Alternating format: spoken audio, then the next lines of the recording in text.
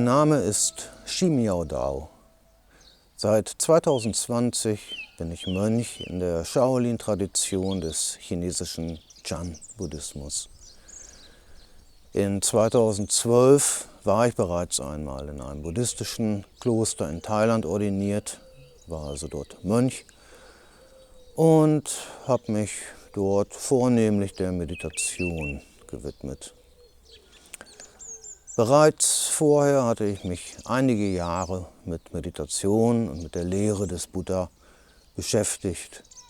Das aber war meine erste Erfahrung mit dem Leben als Mönch in einem Kloster. Inzwischen lebe ich als klosterloser Mönch nahe Flensburg an der Ostsee, gebe Kurse in Meditation und Qigong, bilde Meditationsleiter und Qigong-Kursleiter aus und gebe Seminare rund um den Buddhismus. Der Weg zu einem glücklichen Leben, einem Leben in Frieden, innerer Ruhe und Harmonie, führt über die Liebe. Liebe, die nichts erwartet, nichts verlangt und in Abhängigkeit zu rein gar nichts steht. Wahre Liebe, so sagt es der christliche Mystiker Bernhard von Clairvaux, ist ohne Berechnung und zugleich ihr Lohn. Sie kann ihren Lohn sogar nur dann empfangen, wenn sie ohne Berechnung ist. Eine solche Liebe zur Entfaltung gelangen zu lassen, ist sehr schwierig. Sie setzt voraus, dass man keinerlei Anhaftungen mehr hat an nichts und niemanden. Und der Weg dorthin führt über die Meditation und der tiefen Erkenntnis, zu der man in der Meditation gelangt. Vor allem Erkenntnis über sich selbst. Erkenne dich selbst. Dieses Sprüchlein von Sokrates gilt auch für die Lehre des Buddha. Ist der Geist ruhig, gelangt liebende Güte, Metta, von ganz allein zur Entfaltung. Warum ist das so? Weil sie da ist, immer, tief in uns.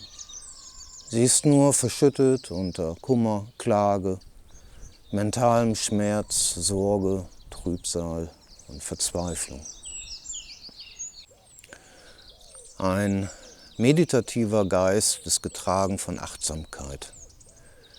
Und wenn Meditation richtig verstanden wird und sich nicht auf das Meditationskissen beschränkt, sondern das ganze Leben zur Meditation wird, dann gilt es, die Achtsamkeit aufrechtzuerhalten.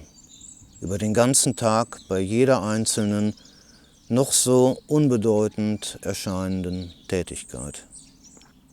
Im japanischen Zen-Buddhismus heißt es, vor der Erleuchtung Wasser schleppen und Holz hacken.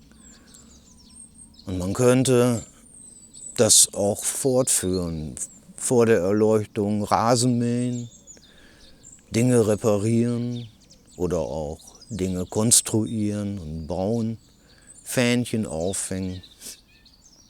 Deswegen liebe ich diese Tätigkeiten allesamt, denn was dann zum Entstehen gelangt, ist eine unfassbare, ganz natürliche Liebe, ein hingebungsvolles Handeln in jedem Moment. Liebe ist Harmonie, Harmonie ist Friede und Friede ist Liebe. Diese drei sind für mich letztendlich Synonyme. Es ist allerdings nicht einfach, einen solchen meditativen Alltagsgeist zu entwickeln. Das braucht viel Übung. Die Grundübung ist die Meditation auf dem Kissen. Aber es ist schwierig, die Achtsamkeit aufrechtzuerhalten, wenn wir von dort direkt in den Alltag springen. Daher gibt es Übungen, die, wenn man so will, die Brücke bauen vom Sitzkissen in zum Beispiel den überfüllten Supermarkt. Sich draußen an der frischen Luft aufzuhalten, ist für sich genommen schon ein Geschenk. Wird ein Waldspaziergang dann zu einer Gehmeditation, dann ist es, als würde sich ein Lotus öffnen, ohne jede Absicht, ohne jede Beurteilung, ohne jede Interpretation. Reine Wahrnehmung der Symphonie der Klänge, der Formen und Farben, der Düfte, der körperlichen Empfindungen. Eine solche Wahrnehmung fließt unmittelbar ins Herz und verwandelt sich dort in ein Gefühl großen Glücks und tiefen Friedens. Das in uns selbst pulsierende Leben wahrzunehmen, ist ebenfalls eine Erfahrung besonderer Art. Seit weit über 5000 Jahren werden in China Übungen praktiziert, die wir heute als Qigong kennen und bezeichnen. Ich wertschätze diese Übungen in höchstem Maße, denn ihr Effekt ist äußerst umfangreich. Die Konzentrationsfähigkeit erhöht sich, dadurch wird der Geist ruhiger und das wirkt sich auf die Meditation aus. Durch das Spüren des Qi-Flusses im Körper fühlt man sich mit der Natur verbunden und im Einklang. Die ruhigen und gleichmäßigen Bewegungen führen zuweilen in eine Art Flow. Muskeln, Sehnen, Organe, Knochen und die Beweglichkeit werden nachweislich gestärkt. Und der Buddha selbst sagt, Gesundheit ist das höchste Gut.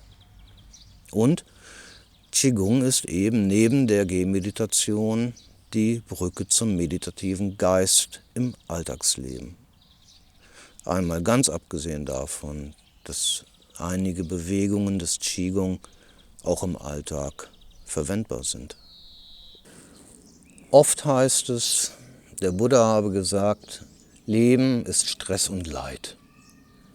Aber einmal abgesehen davon, dass es keine Textstelle in seinen überlieferten Lehrreden gibt, die sich so übersetzen ließe, wäre das nicht auch Unsinn? Ich liebe die Momente am Wasser der Ostsee, wie die Wellen kommen und gehen und kommen und gehen, wie der eigene Atem. Das sind wunderschöne Momente. Ist das Stress und Leid? Oder die Momente, in denen ich meine Xiao, meine Bambusflöte zur Hand nehme und einfach nur so spiele, ohne Plan, ohne Konzept. Wenn sich die Klänge der Flöte vermischen mit denen der Wellen, des Windes und die Liebe in meinem Herzen gleichsam durch die Flöte hinausfließt, hinein in das Alles und wiederkehrt mit jedem Einatmen. Ist das Stress und Leid? Ich kann jedem nur empfehlen, sich so oft wie möglich solche oder ähnliche Momente zu erlauben. Einfach einmal nur so zu sein. Es muss nicht immer alles mit dem Streben nach Erkenntnis einhergehen.